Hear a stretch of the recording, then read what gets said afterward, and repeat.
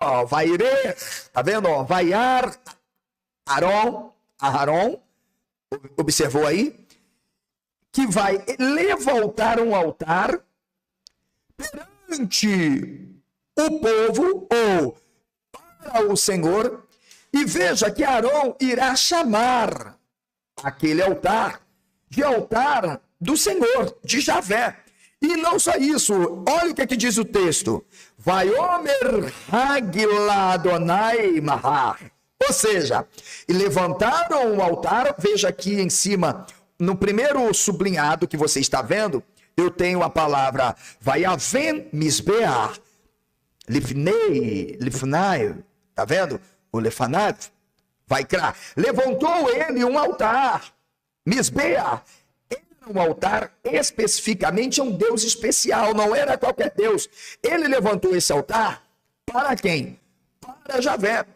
Veja que eu e Javé são os mesmos. É impossível que um historiador, um linguista, de fato não consiga entender que a tradição está fazendo uma fusão, uma assimilação, desde o momento que na memória do povo seja eliminado o El.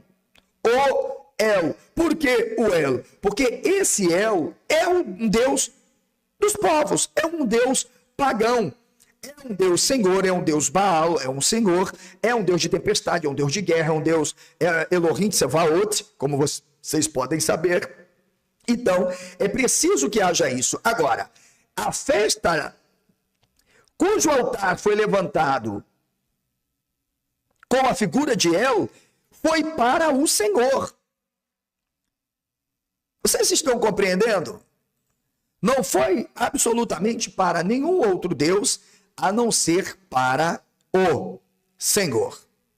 Ok? Estão entendendo? O Tarso Alves, eu tenho um curso específico para membros assinantes do canal, lá no Confraria. Lá tem tradução, lá tem interpretação, lá tem material à vontade. Se torna membro lá, que você vai ter acesso a todo esse conteúdo com módulos, tá? Todas as minhas videoaulas são com módulos. E no final, você recebe um certificado com 30 horas aulas só da história de Israel e a verdade sobre Israel, ok? Desde o Israel antigo ao Israel moderno, beleza? Então, dito isto, pessoal, vem para cá porque a gente precisa aprender, ok? Ora, o professor então está dizendo que uma tradição tenta, na verdade, aos poucos, ir eliminando a memória de El, tá?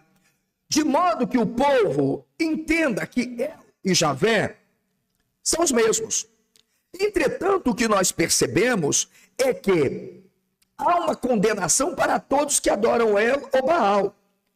Eu expliquei que Javé nunca foi Deus da aliança, ele precisa se tornar um Deus da aliança. É por isso que o pós-exílio irá começar com uma ideia, com uma construção de quê, professor?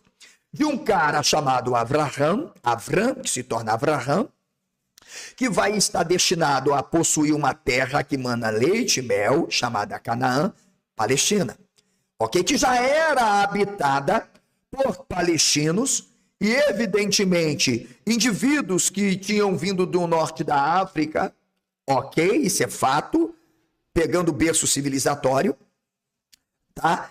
E eles precisam, à custa de sangue, dominar isso. Porém, evidentemente que esses povos já possuem seus conceitos e suas ideias acerca desses deuses. E Israel é apenas o quê? Um grupo, não é um povo diretamente. Para se tornar um Estado, Israel precisa ter uma superestrutura. Israel não tem uma superestrutura. Israel não tem um território. Israel não tem um povo, é apenas um grupo, Normandi. Entende? Israel não tem, vamos chamar, elementos básicos para se constituir um Estado independente. Ok? Israel não tem uma legislação, Israel começa a inventar tudo às pressas. E é essa invenção às pressas que nos permite ver o pano de fundo, por isso que aqui nós trabalhamos com a intenção do autor, procurando compreender, através dos indícios deixados pela tradição, o que eles realmente queriam. Por isso, trabalhamos com uma hipótese de que, de fato, os textos são de intervenções ideológicas, políticas e históricas. Ok? Veja que esse Javé, ele aparece de forma bem diferente do Javé cultuado em Jerusalém. Opa, professor. Me explique então sobre esse Javé cultuado em Jerusalém. Eu te expliquei que antes de 722, esqueça. Javé, não tem Javé nenhum na história desse povo. Agora, esse Javé vai aparecer, evidentemente, a partir de 722, porque é um processo de reformismo que começa a acontecer. Só que o ápice dessa reforma vai acontecer, evidentemente, com algumas tradições, como de Josiana. Josias, que está ali situado no 7º século, tá? Ele vai inventar, primeiro, um livro da lei. É um dossiê judaíta. Não tem livro da lei nenhum. Percebeu? Como assim, professor? Ora, gente, se eu estou dizendo que o Rumash, a Torá, é pós-exílio, o que nós temos são inserções de tradições pós-exílio na redação, eu estou dizendo para vocês que não tem Torá nenhuma. Não há uma Torá antes do exílio babilônico. Deu para você entender? Professor, cuidado que virá um rabino aqui falando de Torá Shebeal Pé, como um fluxo de uma tradição até mesmo lá do Oriente Próximo, dos berços mesopotâmicos. Não tem Torá nenhuma oral. Ok? Professor, mas eles podem dizer que há uma tradição escrita. A Torá é uma Shebertav, uma Torá que precede os escritos pós-exílio. Também não tem. Não tem Torá nenhuma. Há um dossiê judaíta sendo criado por um rei que a estrutura da tradição de reis e crônicas já o coloca como o salvador de Israel. Eu expliquei para vocês que Javé nunca foi Deus da aliança. Mas a tradição percebe que para convencer esse povo e fazer com que esse povo venha aderir a uma religião oficial, para que Israel se constitua nesse macro estrutural político e religioso como uma nação independente, precisa ter um Deus superior, precisa ter um local de adoração, um centro, precisa ter um território. Judá vai ser esse território, Jerusalém será o epicentro dessa adoração, precisa ter um exército forte, precisa, sobretudo, ter um Mossad, que é um grupo especializado de investigação e espionagem. Para quê? Para que consiga manter uma relação direta sobre os embates militares. Percebeu? Foi fácil, não foi? Ok. Então eu disse para vocês que nós temos Baal Berite, Senhor da Aliança. Elohim é o Baal Berite. Elohim é o Frite. Expliquei. Senhores, tá casadinho. Ok? O Deus do lar, o Deus de um território. Então veja, Javé foi criado não para ser o Deus das nações. Javé não foi criado para ser, só para vocês terem uma ideia, Javé não foi criado para ser o Deus, observe, de Manassés, o Deus de Benjamim, o Deus de Efraim. Não, esquece isso. Javé foi criado para ser o Deus de Yehudá, o Deus de Judá. Seu local, Jerusalém. Ok? Mas espera aí, professor, e onde está Israel? Justamente naquela mudança que a tradição posteriormente faz para falar dessa transição reformista, onde Yaakov se transforma em Israel, um príncipe de Deus. Sar, Israel. Sar, príncipe de Deus. Israel, príncipe de Deus. Captou? Ok. Eu disse que Abraão edificou um altar, onde? Em Beit El. Portanto, o altar é um Deus que não é Javé. Ok? Casa do El. Onde era a casa do El? Onde era a casa do El? Lá em Samaria, no norte. Ok? Jacó faz o mesmo. Onde era a casa do El? lá em Samaria. Você está entendendo? Ali é o local de culto. E uma tradição, evidentemente, pluralista, compreende isso. Só que Josias, que está formando uma religião colonizadora, né? Uma religião, tá? Que tem uma visão de tomar tudo, um Estado fortalecido, vai se revoltar contra toda e qualquer prática de culto, ok? Por isso vai haver uma ira contra esse Javé. Por isso nós chamamos isso de reforma deuteronomista, porque vai haver uma quebra absolutamente, tá, dessa aliança. E essa aliança passa a ser atribuída a Javé, não mais a Arel. Como se houvesse uma distinção, tá, de El e Javé dentro desse conceito do epíteto. Ok? Por isso, Deuteronômio 32, me parece que é 32, se não me falha a memória, vou ver se eu consigo abrir aqui. Uma limpeza interna promovida por uma tradição. Veja que Adonai, essa obra não é uma obra histórica, ela é tardia.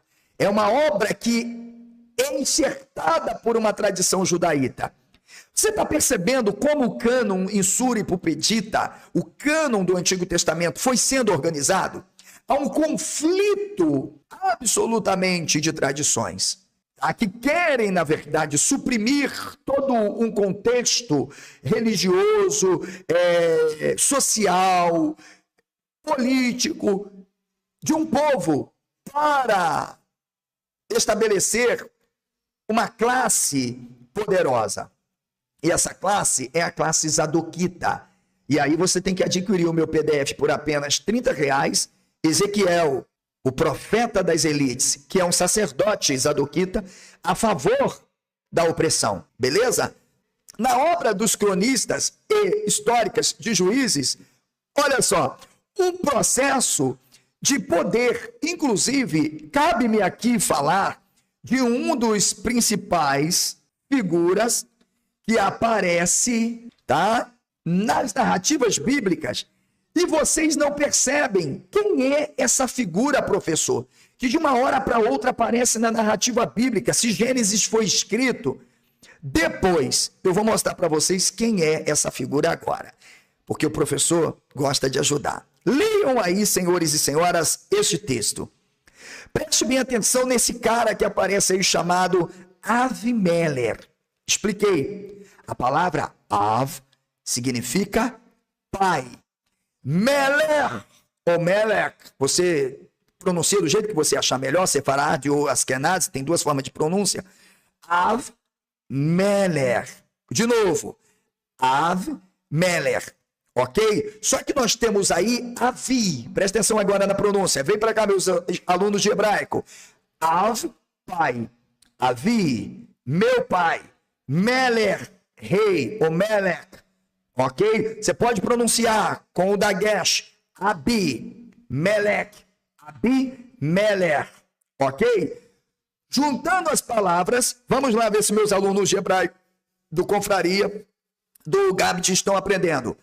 Abi, Melech. Meu Deus é... Comente aí, daqui a pouco lerei. Meu Deus é... Meu Deus é... Meu Deus é... Rei. Ora, mas peraí.